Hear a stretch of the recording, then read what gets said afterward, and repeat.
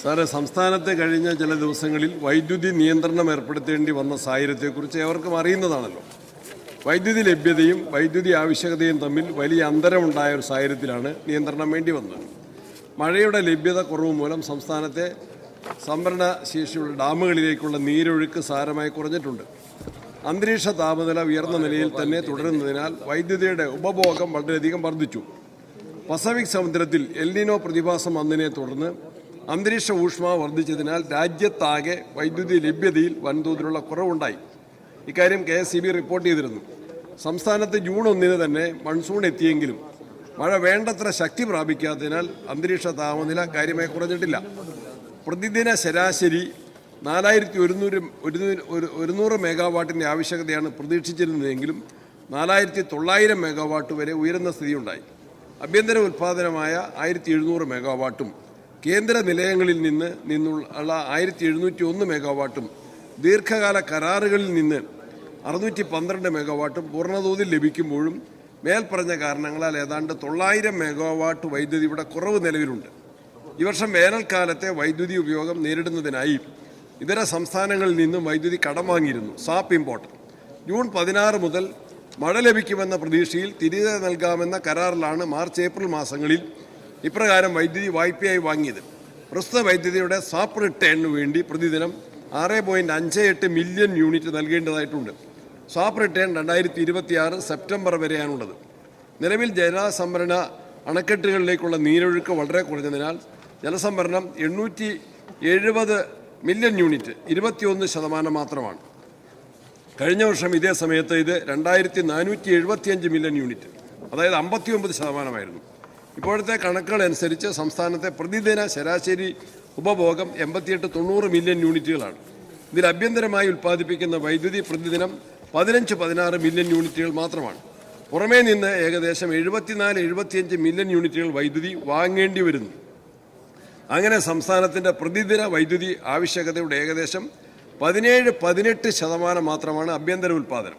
82 മുതൽ 83 വരെ പുറമേ നിന്ന് വാങ്ങേണ്ടതായി വരുന്നു. കേരളത്തിൻ്റെ ആഭ്യന്തര ഉൽപ്പാദനം പ്രധാനമായും ജലവൈദ്യുതിയെ ആശ്രയിക്കുന്നതിനാൽ മഴയുടെ ലഭ്യത അനുസരിച്ച് വർഷം തോറും ഉൽപ്പാദനം വ്യത്യാസപ്പെടുന്നു. ജലവൈദ്യുതി ഉൽപ്പാദനത്തിൻ്റെ നിലവിലെ സ്ഥാപിത ശേഷി 2196 മെഗാവാട്ടാണ്. കഴിഞ്ഞ 10 വർഷ കാലയളവിൽ ആകെ 150.636 മെഗാവാട്ടിൻ്റെ വർധനവ് മാത്രമാണ് ജലവൈദ്യുത പദ്ധതികൾ വഴി ആഭ്യന്തര ഉൽപ്പാദനത്തിൽ കൈവരിക്കാൻ കഴിഞ്ഞത്.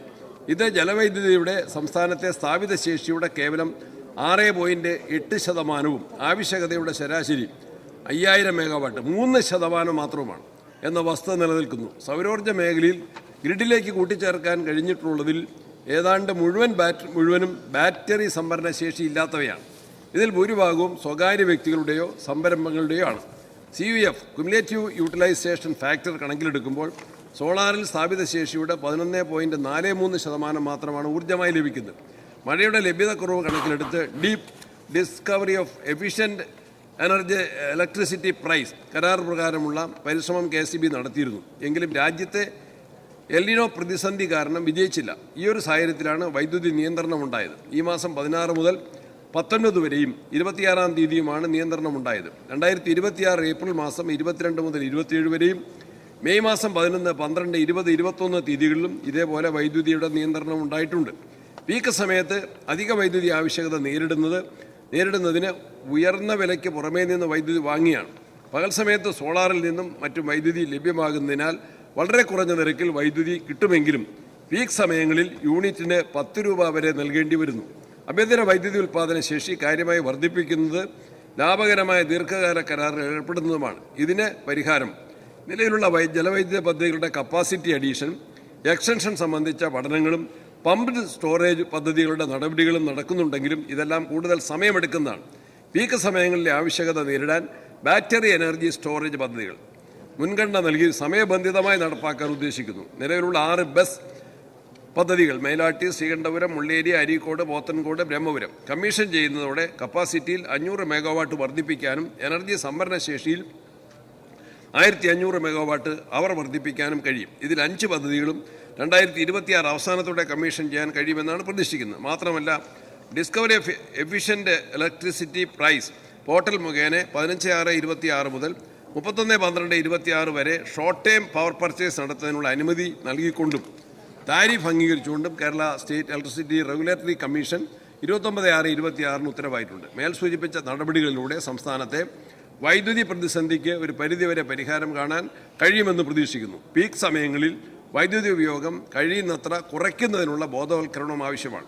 വൈദ്യുതിയുടെ വിതരണം നല്ല നിലയിലാക്കുന്നതിനും പരാതികളും പ്രശ്നങ്ങളും കഴിയുന്നത്ര പരിഹരിക്കുന്നതിനും ശ്രമിച്ചു വരുന്നു. ഇതിലേക്ക് എല്ലാവരുടെയും സഹായ സഹകരണങ്ങൾ പ്രത്യേകമായിട്ട്